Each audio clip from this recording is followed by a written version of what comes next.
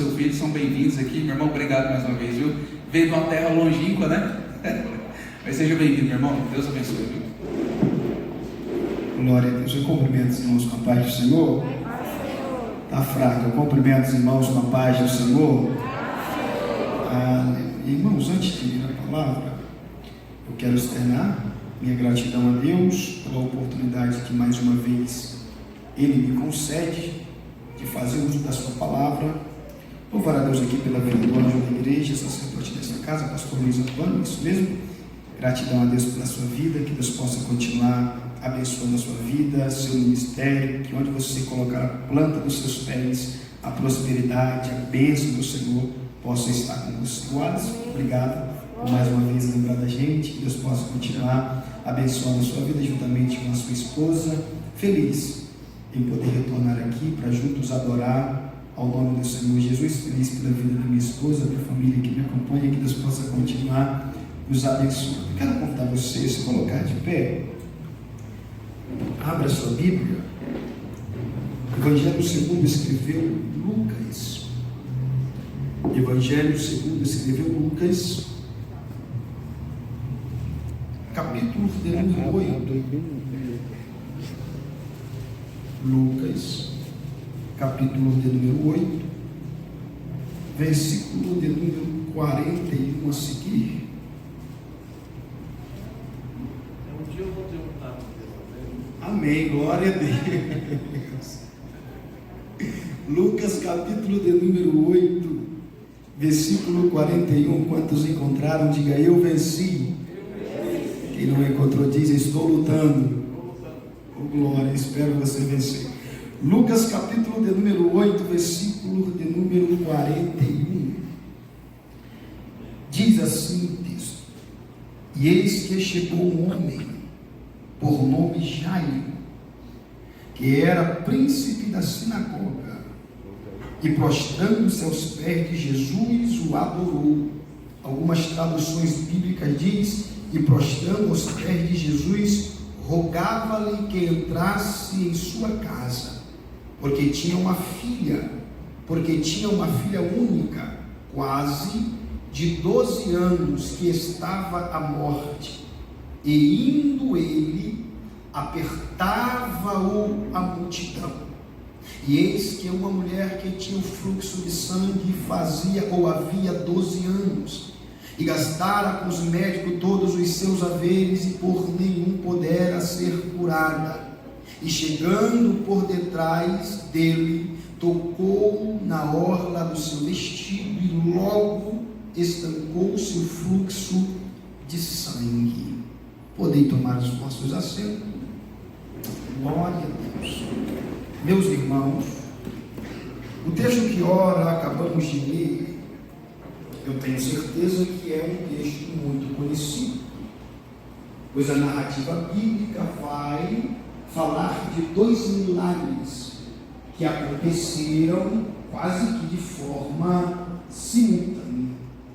O ministério, o nascimento, a vida de Jesus foi profetizado. O ministério, a vida e a chamada de Jesus foi anunciada. Logo, no livro de Gênesis, capítulo de número 3, versículo de número 15, nós vamos ver a aparição de algumas promessas. E as promessas passam a existir após a queda do homem, pois nós vamos ver que quando o homem cai, vai surgir algumas promessas. Na queda do homem, Deus vai falar com Satanás. Na queda do homem, Deus vai falar com a serpente. Na queda do homem, Deus vai fazer promessa para o homem e para a mulher. Deus fala então com o diabo: e porém inimizade entre ti e a mulher, entre a sua semente e a vossa semente. E da semente da mulher nascerá um que pisará a tua cabeça, e tu ferirás o calcanhar. Alguns entendem que quando Deus está liberando esta palavra, Ele está fazendo menção para com a serpente, e não. Percebe-se que quando o homem peca contra Deus, Deus vai liberar uma palavra para todos os elementos e personagens que estão ali. Para o diabo ele disse: porém, inimizade entre ti e a mulher. E para a serpente, o que é que Deus fala? E rastejarás sobre o teu ventre e comerás pó da terra todos os dias da tua vida. E para a mulher, então Deus fala: aumentarei ou multiplicarei as dores de parto. E para o homem, do suor do teu rosto viverás. E até a terra sofreu consequências, porque a partir da queda do homem, então a terra passa a produzir abrolhos e espinhos. Então, logo no livro de Gênesis, o anúncio sobre Jesus é feito. E da semente da mulher nascerá um, que pisará a cabeça da serpente, e tu ferirás o calcanhar. Logo, em Mateus capítulo de número 1, versículo de número 17, nós vamos ver que Mateus começa a escrever no versículo 17, dizendo que de Abraão a Davi foram 14 gerações, de Davi ao exílio babilônico mais 14 gerações, do exílio babilônico até Jesus mais 14 gerações. E nós vamos ver que logo no capítulo de número 1 do Evangelho segundo escreveu Mateus, aparece um anjo, e o anjo aparece para uma moça e diz que ela estava desposada de um homem chamado José. Então o anjo anuncia: bendita és tu entre as mulheres, bendito o fruto do teu ventre. No capítulo de número 2, então se cumpre a promessa: e nasceu Jesus em Belém da Judeia, nos dias de Herodes. Então a promessa se cumpre, a promessa é feita, passa-se gerações, levantam-se homens, caem homens, levantam-se reinos, caem reinos, mas a palavra permanece de pé. Posso liberar isso sobre a tua vida? Promessa não tem data de validade. Se a promessa foi liberada da parte de Deus, alegra o teu coração, porque se você se colocar no lugar onde Deus quer que você esteja, toda a palavra que foi liberada vai se concretizar na tua vida. Se você se colocar no lugar onde Deus te chamou para você estar, toda a promessa que foi liberada sobre a sua vida vai se cumprir. Porque, pregador, porque seca-se a erva, cai a folha, mas a palavra de Deus não passará vazia, não passará vazia. Diz a Bíblia que assim como a água da chuva que cai e para lá não volta, sem que antes regue a terra, dê pão ao que semeia e trigo para o que colhe, assim é a palavra de Deus. Ela não voltará vazia, mas ela surtirá efeito naquilo que ela foi direcionada. Então o nascimento de Jesus foi anunciado, o nascimento de Jesus foi profetizado, e ele nasce. E quando então ele nasce, logo começa o quê? O que nós dizemos de propiciação da promessa. Por quê? Porque tudo aquilo que é nascido de Deus incomoda. Todo o projeto de Deus, por mais pequeno que seja, Alisson, incomoda. Por quê? Porque mexe tanto nas estruturas daqui de baixo, como na estrutura lá de cima. Aleluia! Deixa eu te dizer um negócio: tudo que é nascido de Deus não alegra a todos, alegra a muitos. Lembra de Zacarias e Isabel, quando o anjo anuncia o nascimento do menino, que seria chamado de João, ele dizia: o seu nascimento alegrará a muitos. Muitos não quer dizer a pouco. Então deixa eu liberar isso sobre a tua vida. O que é gerado de Deus na tua vida não vai alegrar a todos, vai alegrar a alguns. Alguns vão se alegrar, alguns vão celebrar, alguns vão cantar, mas não se preocupe. Quem vai se alegrar com você é quem orou com você. Quem vai se alegrar com você é quem congregou com você e viu a sua labuta, viu a tua dor, viu o teu pranto. Não vai alegrar a todos, vai alegrar a muitos.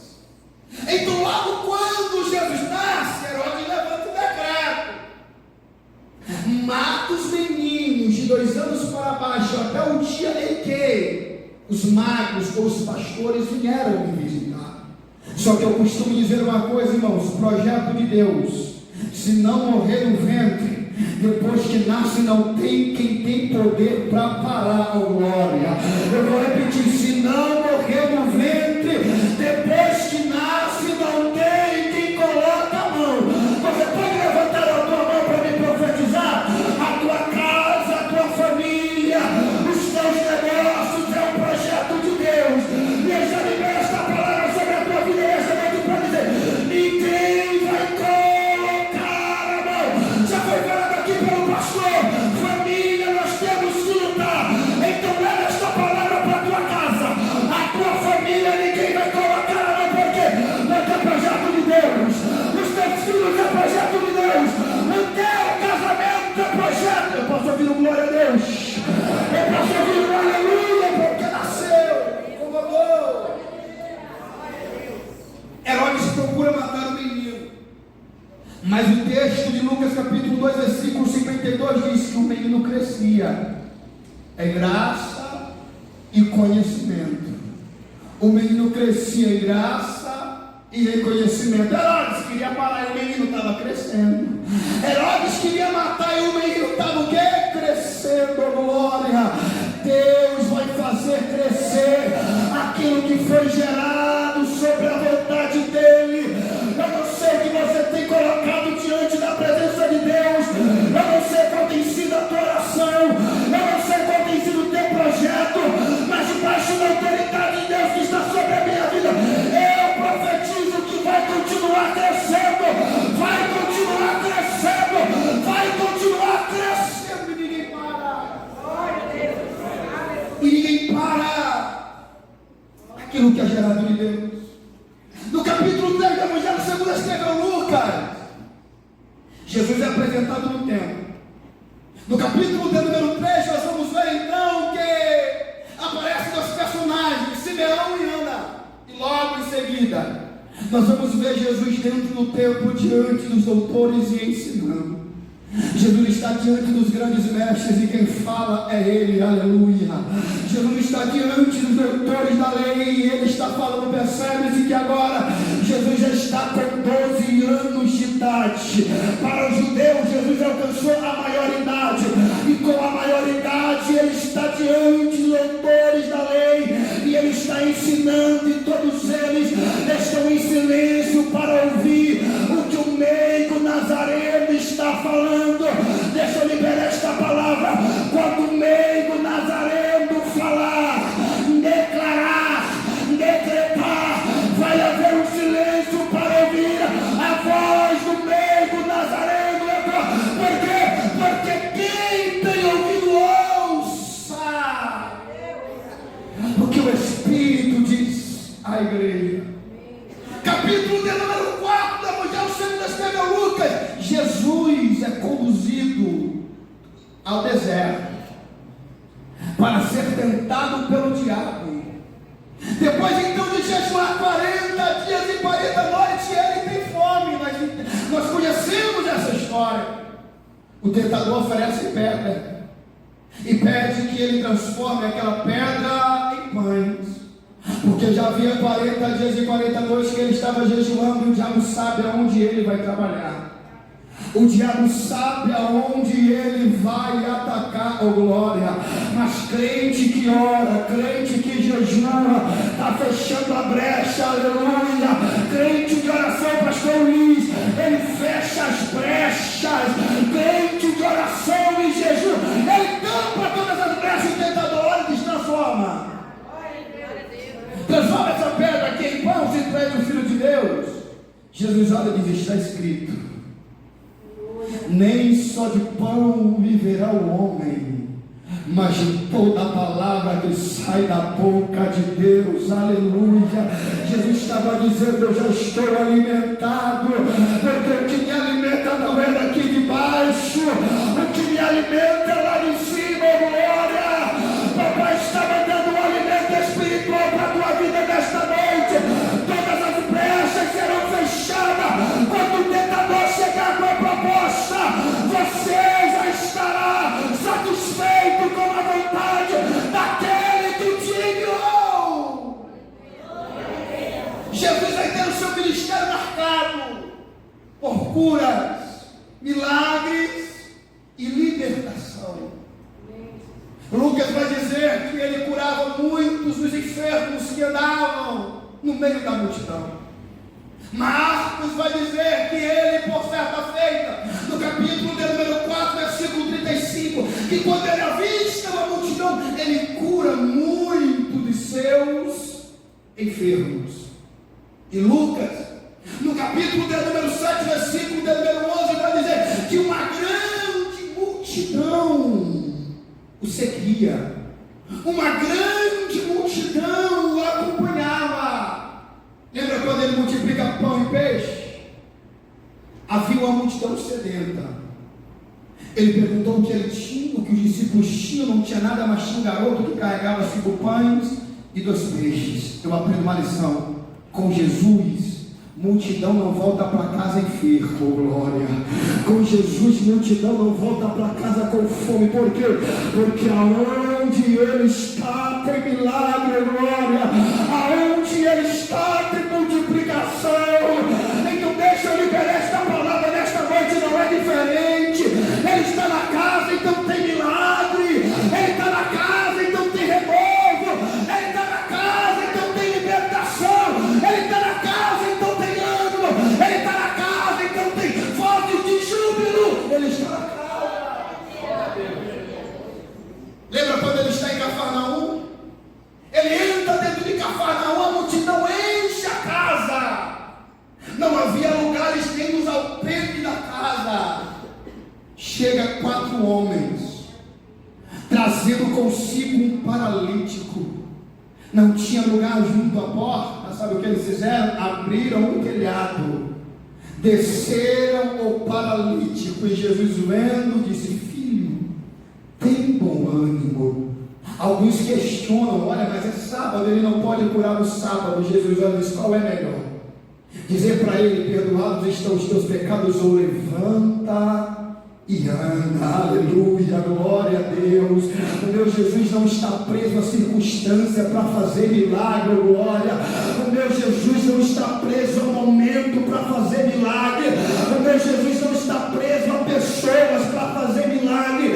Então, se você crê nesta noite, você pode sair daqui com o teu milagre nas tuas mãos.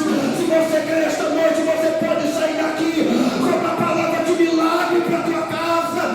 Se você crê nesta noite, você pode voltar para a tua casa com uma palavra de libertação para o teu lar. Porque ele não está preso à circunstância. Jesus curou, Jesus libertou, e a sua fama começou a percorrer as cidades, as aldeias, as cidades circunvizinhas. Por onde ele passava, alguém testemunhava: Jesus passou aqui, ele curou. Jesus passou por aqui, ele libertou. Jesus passou por aqui, multiplicou pão e peixe. Jesus passou por aqui, deu vista aos cegos. Jesus passou por aqui, teve ressurreição. Jesus passou por aqui, teve purificação. Jesus entrou na casa da sogra de Pedro, curou a mesa. Jesus entrou no barco de Pedro, realizou a pesca maravilhosa. Jesus entrou na casa de Zaqueu, levou salvação para aquela casa. Agora, Jesus recebe a visita de um homem que não era qualquer uma pessoa. O texto diz que ele era príncipe de uma das sinagogas, era o maioral dos publicanos.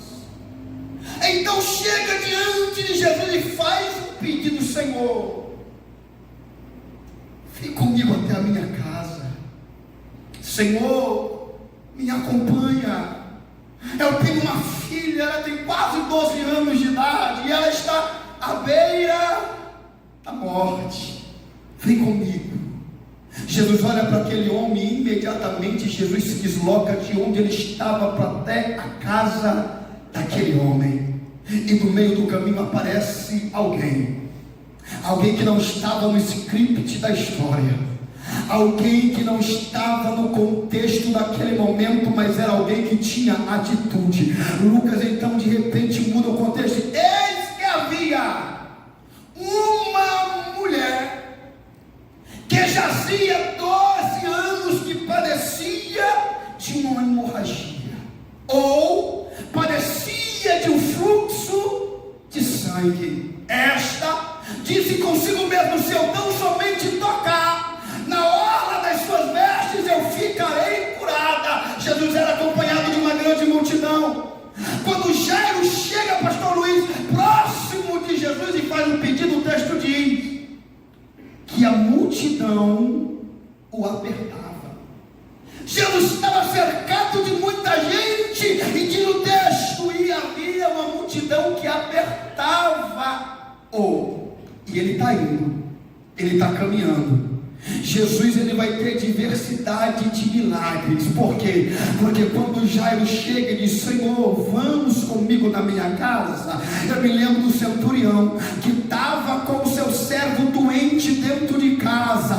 Manda o mensageiro e até Jesus diz: ei, pede para ele vir até a minha casa. Os mensageiros chegam: olha, meu Senhor está pedindo que você venha até a casa dele, coloque a mão sobre o seu servo e ele ficará curado. Aquele centurião muda de ideia e diz: ei, fala para ele, não vim aqui porque eu não sou digno de ter ele debaixo do mesmo teto que eu, mas assim como eu tenho servos que mandam, vai, e eles vai, pede para ele liberar uma palavra, porque se ele liberar uma palavra, o meu servo vai ficar curado. Glória. Jesus, ouvindo aquilo, disse: ei, avisa ele que eu nunca achei em Israel uma fé como a dele, que seja feito conforme a sua vontade. Sabe o que aconteceu? O milagre entrou na casa do centurião com apenas uma palavra. Levanta a mão, deixa eu profetizar. A palavra dele ainda tem poder para entrar na tua casa e sarar. A palavra dele ainda tem poder para entrar na tua casa e libertar. A palavra dele ainda tem poder para alcançar vidas e sarar. Deixa eu ver quantos acreditam no poder da palavra. Deixa eu ver quantos acreditam no poder da palavra. Abre a tua boca e glorifique ele, porque a palavra tem poder. A multidão apertava. E tem uma mulher que por 12 anos é excluída da sociedade. Tem uma mulher que vivia debaixo do jugo da lei. Era uma hemorragia que ela gastara com os médicos todos os seus recursos, e nada eles poderiam fazer.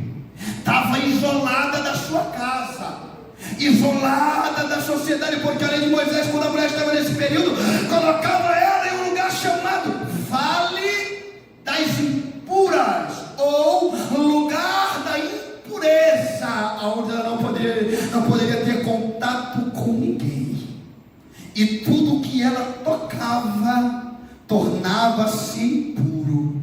E ela ouviu falar de Jesus.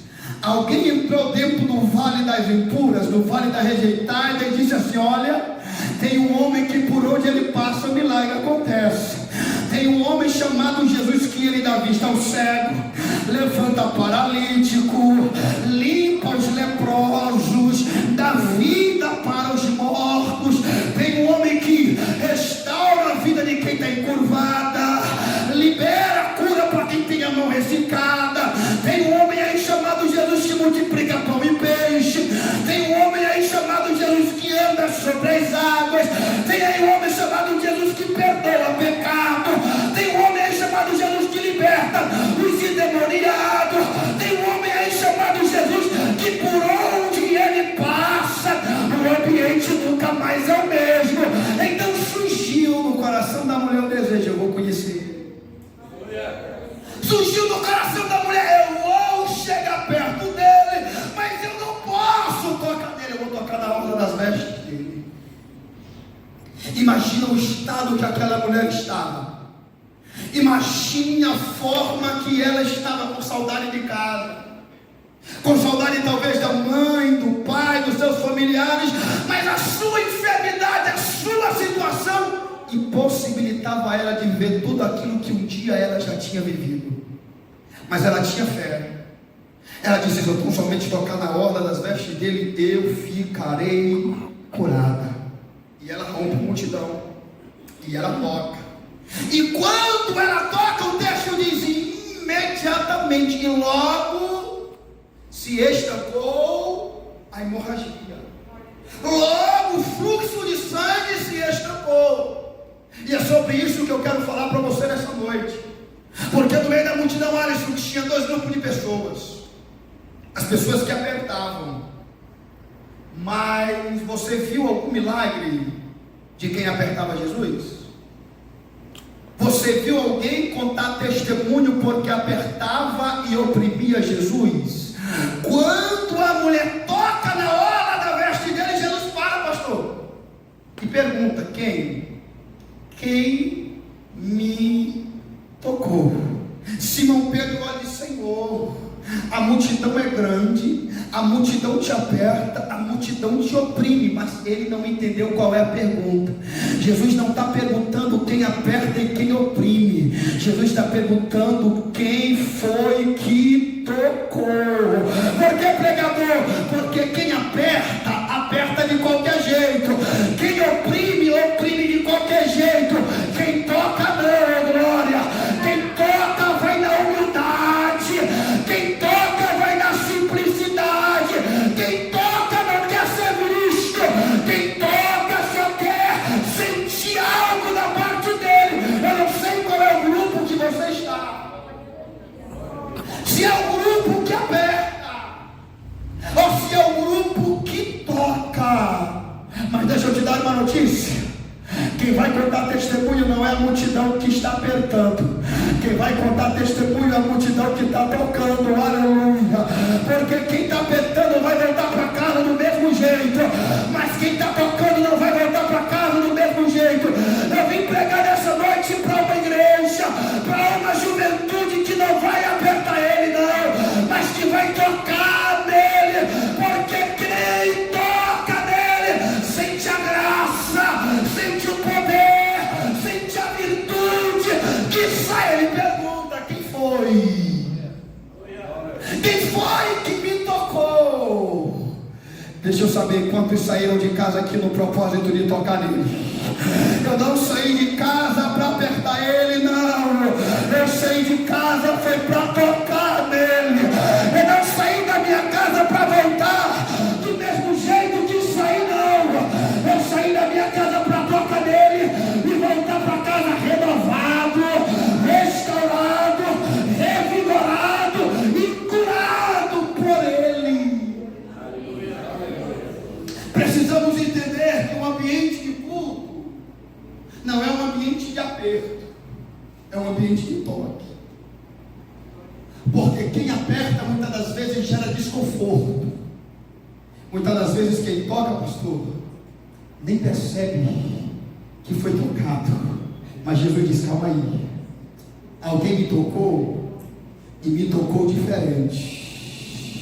Alguém me tocou, porque quando me tocou, algo aconteceu em mim, de mim saiu virtude, oh glória, e de mim saiu o poder. Está pronto para receber daquilo que está sobre ele, sobre a tua vida? Está pronto para sentir algo diferente sobre a tua vida? Está pronto para mudar o ambiente? Por quê? Porque até o toque daquela mulher é uma caminhada normal. Jesus vai para onde? Para a casa de Jairo. Jesus vai para onde? Vou para a casa do chefe de uma das sinagogas. Jesus vai para onde? Vou operar mais um milagre. Mas quando ela toca, a caminhada muda. Jesus para e ele já quer saber quem foi que me tocou. Porque tocou diferente. Por quê? Porque chegou por detrás. Não quer ser visto, mas quer sentir algo da parte dele. Não quer que ninguém veja, mas quer tocar nele. Aleluia. Crente de propósito, irmãos, é aquele que quer ser visto, não é aquele que quer ser lembrado, não é aquele que quer o nome no cartaz, não é aquele que quer que o pastor não esqueça o nome dele na hora de agradecer, não. É por trás. Não quero nem que você veja que eu estou aqui, mas eu quero continuar tocando. Não quero nem que perceba a minha presença, mas eu vim tocar. Não quero que me dê oportunidade, mas eu vim adorar. Não quero que me veja, mas eu vim entregar. Não quero que ninguém me contempla, mas eu quero sentir ele.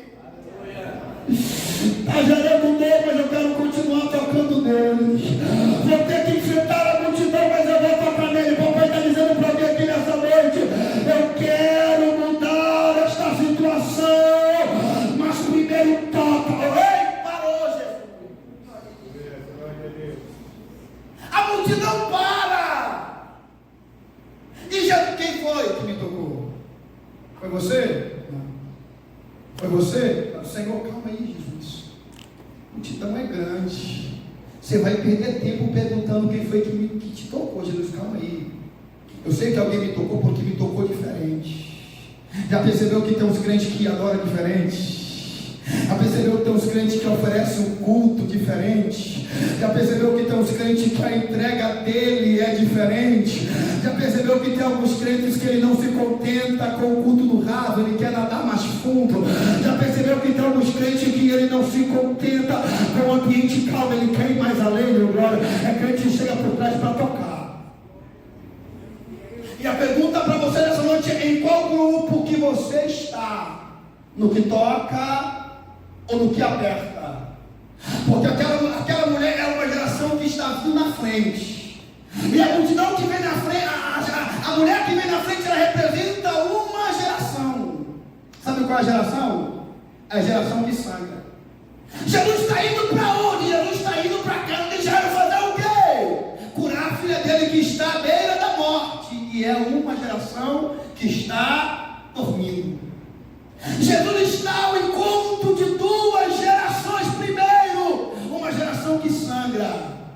Segundo, uma geração que dorme. Eu posso, com todo respeito, pastor Luiz Antônio, você é a geração que vem na frente. É a geração que toca. Não é a geração que aperta, é a geração que toca. Mas infelizmente, muitas das vezes, a geração que vem na frente, pastor Luiz Antônio, é uma geração que está sangrando. Porque abriu um caminho para uma geração como eu. Porque abriu o caminho para uma geração mais nova. Nós só estamos aqui, Alisson, porque teve uma geração que veio na frente, que veio abrindo o caminho, tapando os buracos, e muitas das vezes isso gerou o quê? Dores. E o que acontece? Tem uma geração que está o quê? Dormindo. Mas para a geração que vem na frente, Jesus tem uma cura. E para a geração que vem atrás, Jesus tem um liberta. Para a geração que vem atrás, Jesus tem um levanta. Eu estou falando nessa noite para duas gerações. A primeira geração é a geração da mulher que vem na frente, abrindo o caminho para o milagre. E a segunda geração é uma geração que só existe porque tem uma geração sangrando. E a geração que sangra é uma geração que toca. A nossa geração, eu falo a nossa geração porque eu sou jovem, irmãos. Não sabe muitas das vezes o que é um verdadeiro culto. Acha que é só colocar roupinha bonita, né, pastor? Vir para a igreja, levantar a mão, dar glória a Deus. Não, irmãos. Não é só isso, porque o culto ele não começa aqui. O culto ele começa em casa. Eu tenho certeza que vez ou outra você já ouviu a história do pastor Luiz Antônio, contando história de como era há alguns anos atrás. Por quê? Porque é uma geração que toca. E qual é a diferença dessas duas gerações? Uma foi curada porque tocou, e a outra foi curada porque foi tocada. Eu vou repetir para você gravar isso na tábua do seu coração. Uma geração foi curada porque tocou, e a outra geração foi curada porque foi tocada. Aleluia, glória a Deus. E eu quero nessa noite falar para esses dois grupos. Primeiro, ele vai curar toda a ferida de alguém que veio na frente abrindo o caminho, tapando buraco, arrancando o topo, diz o Senhor. Queremos a tua presença, porque teve uma geração que vem na frente e diz: Senhor, batida com o Espírito Santo. Teve uma geração que vem na frente e diz: Senhor, nós queremos cura. Teve uma geração que vem na frente dizendo: Senhor, nós queremos viver o teu sobrenatural. Teve uma geração que vem na frente, irmão, diz o Senhor: enche-nos do teu Espírito. Senhor, como em Atos 2, enche-nos do teu Espírito. Teve uma geração que vem na frente, jovem, abrindo o caminho para mim e para você. Sabe o que acontece muitas das vezes, irmãos? Nós desprezamos a geração que veio na frente. Nós não honramos quem preparou o caminho para nós. Lembra de Jesus quando ele foi batizado no Jordão?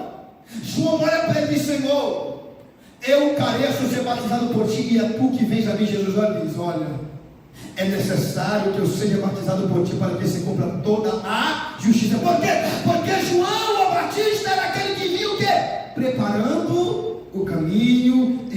visitando as veredas. Eu estou pregando aqui hoje para vocês, porque teve alguém que veio na frente preparar o caminho para mim. Eu não sou a geração que provoca o milagre, não. Eu sou uma geração que sou alcançado pelo milagre, porque teve alguém que veio antes de mim preparando o caminho para eu estar aqui nessa noite. E eu tenho certeza que com você não é diferente também não. Você só está aqui nessa noite porque teve alguém que veio na frente preparando o caminho para você. Mas o Deus da geração passada é o Deus da geração de hoje. O Deus que batizou no passado é o Deus que batiza nos dias de hoje. O Deus que curou no passado é o Deus que cura nos dias de hoje. O Deus que levantou uma geração no passado é o mesmo Deus que levanta uma geração no dia de hoje. E eu quero liberar esta palavra sobre a tua vida, que Ele vai despertar uma geração que está adormecida. Ele vai despertar uma geração que está adormecida com o seu toque. A mulher curada porque tocou. A jovem é curada porque foi tocada. Se coloque de pé nessa noite. Eu quero convidar a equipe de louvor para cantar. Pode cantar o hino aqui, por favor? Aleluia. Melhora um pouquinho o som aqui comigo, por gentileza, Lázaro. Tem duas gerações. Uma geração que toca e outra geração que é tocada. Tem uma geração que aperta, tem uma geração que oprime. Eu não sei qual você está, mas deixa eu te falar uma coisa. Aproveite a oportunidade porque Ele está aqui nessa noite. Aproveite a oportunidade porque Ele quer ser tocado e Ele também quer tocar. Você pode fechar os seus olhos nessa noite? Você pode começar a falar com Ele, você pode começar a tocar nele nessa noite com a tua adoração. Eu não sei qual é a forma que você chegou aqui, jovem. Eu não sei qual é a forma que você chegou aqui, moço. Eu não sei qual é a forma que você chegou aqui, jovem, mas eu quero dizer uma coisa: pode tocar nele. Antes de ministrar sobre a tua vida, eu quero perguntar essa noite se tem alguém que ainda não entregou a sua vida para Jesus e quer entregar a sua vida para Ele hoje. Tem alguém que ainda não serve ao Senhor Jesus como o Senhor e Salvador da sua vida e queira entregar a sua vida para Ele hoje. Sai do seu lugar e vem aqui na frente. Deixa Ele fazer morada na tua vida. Deixa Ele fazer morada na tua casa. Deixa Ele mudar o rumo da tua história. Você sai do seu lugar e vem aqui entregar a sua vida para Ele. Pregador, eu quero tocar na honra dEle. Pregador, eu quero ser tocado por Ele. Esse é o momento, essa é a oportunidade. A equipe de louvor vai começar a cantar. Eu já quero convidar você a fechar os teus olhos agora e mudar esse ambiente com a sua adoração. Você pode orar comigo? Pai, eu estou aqui nessa noite. Eu não quero apenas ser glória. Eu não quero Deus apenas tocar. Eu também quero ser tocado. Quem pode tocar nele com a sua adoração, vai, feche os teus olhos, vai. Senhor, me toca nesta noite, eu não quero voltar para cá. Do mesmo